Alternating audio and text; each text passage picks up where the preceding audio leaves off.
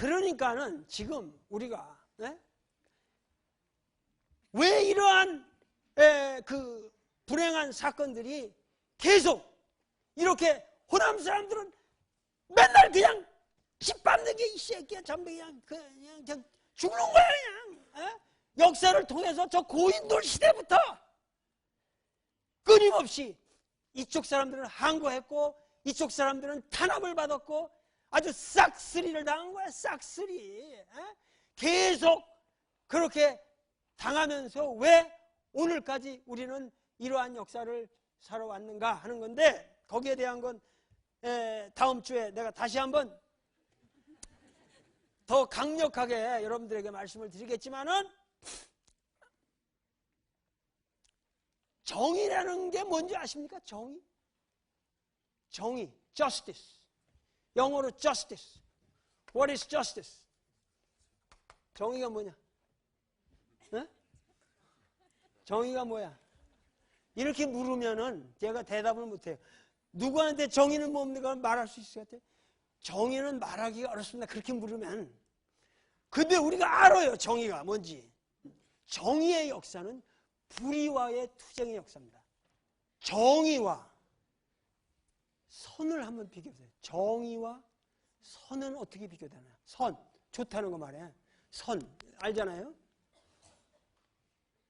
정의와 선 비슷할 것 같잖아요? 어때요? 같은 개념일 수도 있죠? 근데 하나 다른 게 있다고. 선은 말이에요. 선은 악을 용서할 수 있습니다. 그죠? 불의는 악 아니에요. 근데 선은 악을 용서할 수 있어요. 자비로운 마음을 가지고 악을 용서할 수 있습니다. 그죠? 그게 선입니다. 그런데 정의는 불의를 용서 못합니다. 불의를 응징합니다. 그런데 이 보복이라고 하는 것은 문제가 있어요. 왜냐하면 지금 전두환이가 여기다 그런 일을 했다. 그래서 전두환을 우리가 보복한다고 해봅시다. 그런데 전두환이를 한 사람이 가서 찔러 죽이는 거로 보복이 돼요? 택도 없죠. 그렇다고 1000만 명이 가서 1000만 명을 찌른다고 되나? 예? 지금 광주에서 희생된 사람이 200명입니까? 예? 200 몇십 명? 웃기는 얘기네요. 웃기는 얘기예요. 그때 죽어도 못 죽어도 2000명 이상은 죽었어요. 예? 그런데 그 죽은 사람만 문제인가? 살아남은 사람은 얼마나 많아요. 예? 여러분들 26일 날 밤에 그 두 여학생이 이제 계엄군이 마지막으로 이 광주로 쳐들어올 적에 가두 방송한 거를 기억하십니까?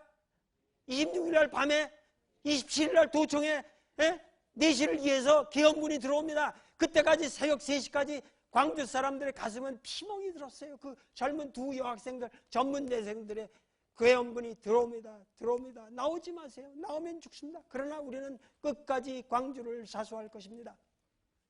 이제 우리를 기억해 주세요. 우리는 죽어갑니다. 계엄군이 들어오고 있습니다. 우리를 기억해 주세요.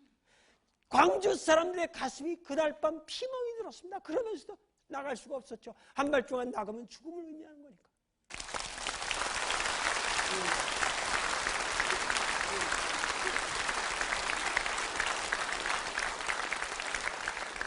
보복이라는 것으로는 해결이 안 돼요. 이게 인류의 역사가. 그러니까 뭐냐면은 지금 보복으로 해결이 안 되고 또 지나친 보복은 또 다른 새로운 보복을 불러일으키기 때문에 그것이 순환이 된다 그 말이에요. 알겠죠? 그래서 그것이 해결책이 아닙니다. 그리고 보복이라고 하는 것이 뭐냐 하면은 그 어떠한 그 악에 대한 응징뿐만이 아니라 앞으로는 그런 악한 일을 해서는 아니 되겠다는 교정, 시정의 의미가 없는 보복은 의미가 없는 보복입니다. 그죠?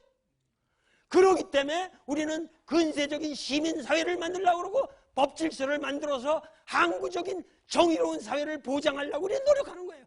그 노력에 광주 인민들은 용감하게 끝까지 싸웠습니다.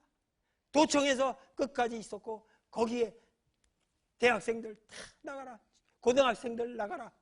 그 도청에서 끝까지 있던 사람들은 이름도 모르는 구두닦이 소년들, 뭐 오도 갈 데 없는 사람들은 우리가 끝까지 지키겠다. 지금 그 사람들은 이름도 없어요. 나는 5.18에 가서 5.18 묘에 가서 무명용사의 비에다만 절을 했어요.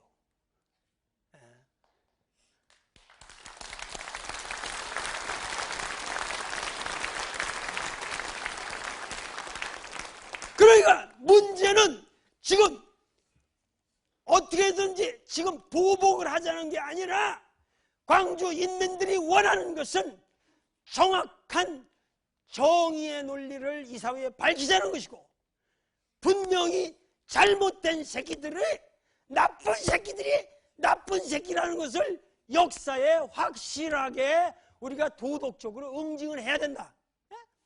내가 말이죠, 노태우 들어서고 뭐 이거 저기 할 적에 내가 신동아에 쓴 유명한 글이 있어요. 이렇게 장문에 신동아에 쓴 글. 그때 내가 뭐라고 그랬는지 아십니까? 그때 내가 이런 말 한다고 나보고 미친놈이라고 그랬어. 좋은 방법이 하나 있다. 뭐냐면은 전두환이를 도청 앞 금남도에다가 대를 세워놓고 모든 사람이 운집한 데다 거기다 세워놓고 그때 쓰러져간 손자 할머니, 그 손자 자식들을 잃은 할머니가 하나 나타나서 전두환이 다리에다가 회초리를 치게 하라. 회초리를 치게 하라.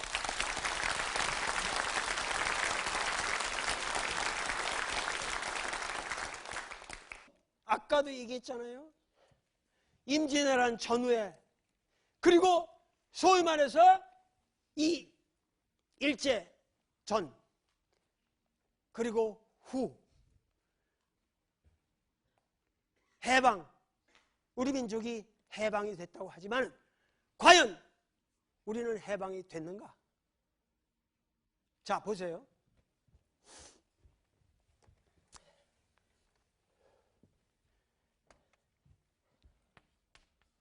해방이라고 하는 것은 풀해자예요. 예? 이건 노일방자라 이 말이에요.